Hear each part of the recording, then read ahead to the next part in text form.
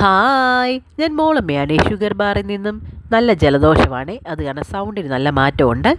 ഒരു പാൻ വെച്ച് ചൂടായി വരുമ്പോഴേ നമുക്കൊരു 1.5 ടേബിൾ സ്പൂൺ വെളിച്ചെണ്ണ ആഡ് ചെയ്യാം. വെളിച്ചെണ്ണയും ചൂടായി വരുമ്പോൾ കുറച്ച് കടുകിട്ട് പൊട്ടിക്കാം. അതുപോലെ തന്നെ ഉലുവ ഇട്ട് പൊട്ടിക്കാം. അതും ഒരു അല്പം മതി. രണ്ടും പൊട്ടി വന്ന നേരത്ത് നമുക്ക് വെളുത്തുള്ളി ഒരു 6-7 എണ്ണം ചതച്ച് വയ്ക്കാവുന്നതാണ്. പിന്നെ ഉണ്ടല്ലോ, ഇത് ഡയറ്റിങ്ങിന് പറ്റിയ ഒരു റെസിപ്പിയാണേ. ഞാൻ ഇതിൻ്റെ കൂടെ കഴിക്കുന്നത് ചപ്പാത്തിയാണ്.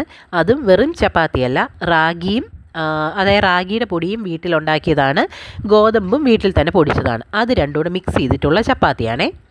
വെളുത്തുള്ളിയുടെ പച്ചമണം മാറിക്കഴിയുമ്പോൾ ഒരു 6 പച്ചമുളക്, എരിവില്ലാത്ത പച്ചമുളകും 4 വലിയ തക്കാളി എടുത്ത്, വലിയ തക്കാളി ചെറുതായിട്ട് അരിഞ്ഞതും 2 ചെറിയ സവാളയും അരിഞ്ഞ് വെച്ചതാണ്.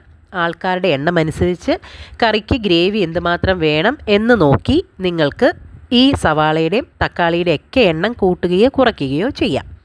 ഇവിടെ 4 പേരാണ് കഴിക്കാനുള്ളത്, അത് കാരണം ഞാൻ ഈ എമൗണ്ട് എടുക്കുന്നത്. നല്ല രീതിയിൽ ഇളക്കി യോജിപ്പിക്കാം. 2 തണ്ട് കറിവേപ്പിലയും കൂടെ ആഡ് ചെയ്യാം. വെള്ളമയം വറ്റുന്നത് വരെയാണ് നമുക്ക് ഇളക്കി മിക്സ് ചെയ്ത് വരട്ടിയെടുക്കേണ്ടത്. ഇനിയും ഒന്ന് വഴണ്ടി വന്നതിന് ശേഷം നമുക്ക് അതിലേക്ക് അല്പം ഉപ്പ് ആഡ് ചെയ്യാം. ഉപ്പും കൂടെ ഇട്ട് നല്ല രീതിയിൽ യോജിപ്പിച്ച് വരട്ടിയെടുക്കാവുന്നതാണ്. അതിനുശേഷം 1.5 ടേബിൾ സ്പൂൺ കാശ്മീരി ചില്ലി പൗഡറാണ് ഞാനിവിടെ ആഡ് ചെയ്യുന്നത്. ഡയറ്റിങ്ങിലായതുകൊണ്ട് ഒരുപാട് സ്പൈസസ് ഒന്നും ആഡ് ചെയ്യത്തില്ല കേട്ടോ. ഒരു ടേസ്റ്റ് എൻഹാൻസ് ചെയ്യാനുള്ളത് മാത്രം ആഡ് ചെയ്താൽ മതി, ഒരുപാട് സ്പൈസ് വേണ്ട. അല്പം മഞ്ഞൾപ്പൊടി ആഡ് ചെയ്യാം. 1 ടേബിൾ സ്പൂൺ മല്ലിപ്പൊടി ആഡ് ചെയ്യാം. അതുപോലെ തന്നെ ഒരല്പം മീറ്റ് മസാലയും ആഡ് ചെയ്യാം. ഒരുപാട് മസാലകൾ ആഡ് ചെയ്തില്ലെങ്കിലും ഉണ്ടാക്കുന്ന കറിക്ക് രുചിയുണ്ടെങ്കിൽ ഡയറ്റിങ് ഒരിക്കലും ഒരു മടുപ്പായി നമുക്ക് ഫീൽ ചെയ്യത്തില്ല കേട്ടോ. ഇനിയും ഒരു 4 മുട്ടയാണ് ഉടച്ച് വെച്ചിരിക്കുന്നത്, അതും കൂടെ ആഡ് ചെയ്ത് സ്ക്രാമ്പിൾ ചെയ്തെടുക്കാവുന്നതാണ്. പിന്നെയുണ്ടല്ലോ, ഞാനിടുന്ന വീഡിയോസൊക്കെ ഇഷ്ടമാകുന്നുണ്ടെങ്കിൽ ലൈക്ക് ചെയ്യാനും ഷെയർ ചെയ്യാനും സബ്സ്ക്രൈബ് ചെയ്യാനും മറക്കരുത്. ഫേസ്ബുക്കിൽ മോളമ്മ മാത്യൂസ് എന്ന എൻ്റെ പേജിനെ ഫോളോ ചെയ്യുകയും ചെയ്യണേ. കൂട്ടുകാരോടൊക്കെ പറഞ്ഞ് എൻ്റെ ഈ പേജുകൾ ഒന്ന് സപ്പോർട്ട് ചെയ്യാൻ പറയണേ. മുട്ടയും കൂടെ ഒഴിച്ച് ഒന്ന് മിക്സ് ചെയ്യാം.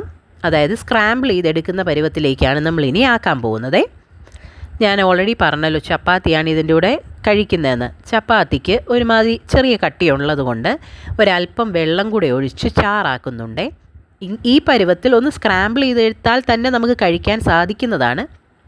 പക്ഷേ എന്താ പറയുക, ഇച്ചിരി വെള്ളവും ഒരു ചാറും കൂടെ ഉണ്ടെങ്കിൽ ചപ്പാത്തി കഴിക്കുമ്പം ഇച്ചിരി ഈസിയാണ്. അതുകൊണ്ടാണ് ലാസ്റ്റായിട്ട് ഞാൻ ആഡ് ചെയ്തത് കസൂരി മേത്തിയാണ്. ഞാൻ പറഞ്ഞല്ലോ, ഏതൊരു ഫുഡും ഡയറ്റിംഗ് ആണെന്നും പറഞ്ഞ് ഒരു രുചിയുമില്ലാതെ ഉണ്ടാക്കിയാൽ കഴിക്കാൻ പ്രയാസമാണ്. അപ്പം അതിനെ ഒന്ന് എന്താ പറയുക, ടേസ്റ്റ് എൻഹാൻസ് ചെയ്ത് ഒന്ന് ടേസ്റ്റി ആക്കിയെടുത്താൽ ആർക്കും കഴിക്കുന്നതിന് ഒരു ബുദ്ധിമുട്ടും ഫീൽ ചെയ്യത്തില്ല. അതുകൊണ്ടാണ് കസൂരി മേത്തിയും കൂടെ ആഡ് ചെയ്തത്. അന്നേരം നല്ലൊരു മണം കിട്ടുവേ. അതിനുശേഷം വെള്ളവും കൂടെ ഒഴിച്ച് ഒന്ന് തിളച്ച് വരുമ്പോൾ തീ ഓഫ് ചെയ്യാം. അത്രയേ ഉള്ളൂ, കറി റെഡിയായി. അതിൻ്റെ കൂടെ ഞാൻ പറഞ്ഞതുപോലെ റാഗിയും ഗോതമ്പ് പൊടിയും ഇട്ടുണ്ടാക്കിയ ചപ്പാത്തി 2 എണ്ണവും കൂടെ കഴിക്കാം. അത്രയേ ഉള്ളൂ, ഇന്നത്തെ പരിപാടി കഴിഞ്ഞു.